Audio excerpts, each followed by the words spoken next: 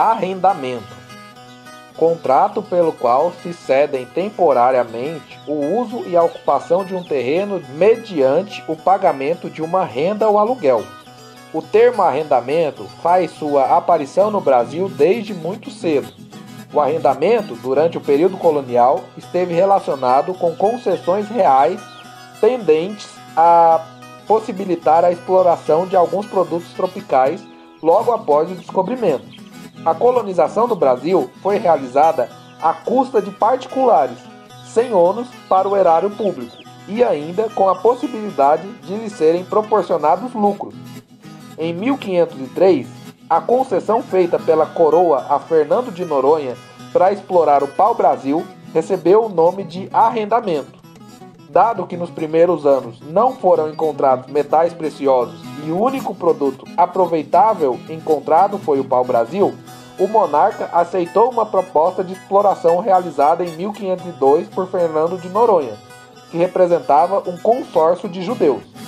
Tratava-se de explorar a colônia mediante um contrato de arrendamento de 3 anos de monopólio comercial e colonização. E estabelecia que os arrendatários estavam obrigados a enviar 6 navios anualmente, explorar, desbravar e cultivar todo ano uma nova região de 300 léguas, cuidar da defesa do território durante os anos do contrato, destinar para a coroa, no segundo ano de arrendamento, a 6ª parte das rendas logradas e no terceiro ano, a 4ª parte das mesmas. Esse contrato foi, com algumas modificações, sucessivamente renovado em 1506, 1509 e 1511, estendendo-se até 1515. Apesar de o arrendamento, como forma contratual pela qual um proprietário cede o uso da terra mediante um pagamento de uma renda ou aluguel, ser antigo, é no capitalismo que adquire rasgos peculiares. O arrendamento rural ocupa um lugar de destaque nos debates sobre o surgimento e a natureza do capitalismo. A historiografia marxista, em língua inglesa, tem abordado o tema com singular originalidade. E.P. Thompson dedicou muitas páginas para demonstrar as peculiaridades da formação capitalista inglesa. Poderíamos resumir as peculiaridades inglesas com uma frase do autor: aconteceu de um jeito na França e de outro na Inglaterra, indicando o afastamento do modelo francês de transição adotado pela historiografia. Para responder às argumentações de Anderson a Nair, Thompson entra em um tema mais do que clássico: as origens e a natureza do capitalismo inglês. Analisando as origens, Anderson e Nair não tinham aceitado a noção de que uma classe agrária rentier ou empresarial como uma verdadeira burguesia. Para resolver essa questão, Thompson recorre ao próprio Marx, que trata largamente do capitalismo agrário e do farmer como um capitalista industrial. O que houve no século XVIII, diz Thompson, foi uma redefinição capitalista do Estatuto Básico da Propriedade, bem como da racionalidade da produção e das relações produtivas.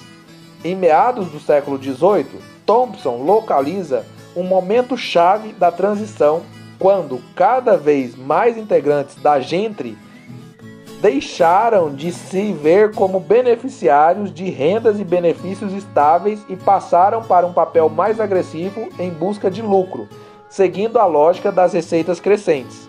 Detalhe relevante, o autor não deixa de reparar que a revogação da economia moral não foi obra da burguesia industrial, mas dos interesses agrários.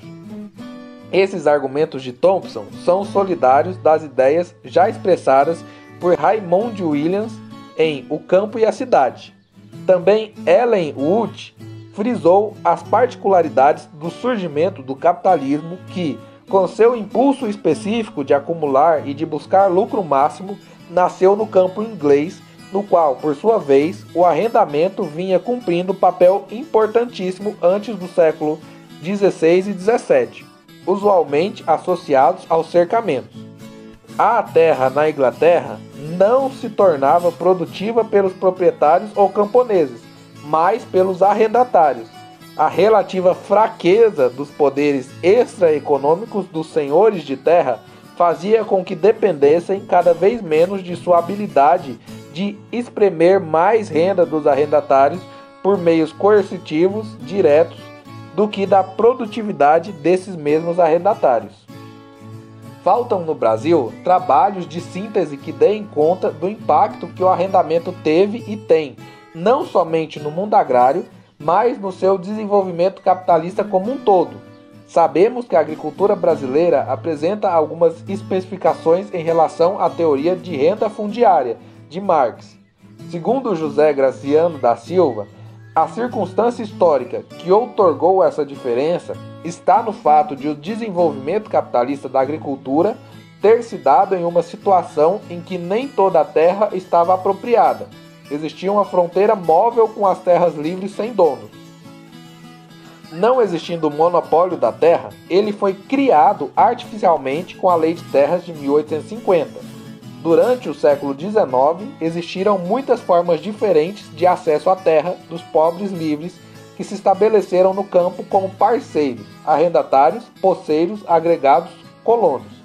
Não obstante, a afirmação de Graziano de que a Lei de Terras de 1850 teria criado o fim artificial da fronteira, ideia também expressa por José de Souza Martins, o arrendamento, como forma de acesso à terra dos não proprietários, teve maior importância no século XX.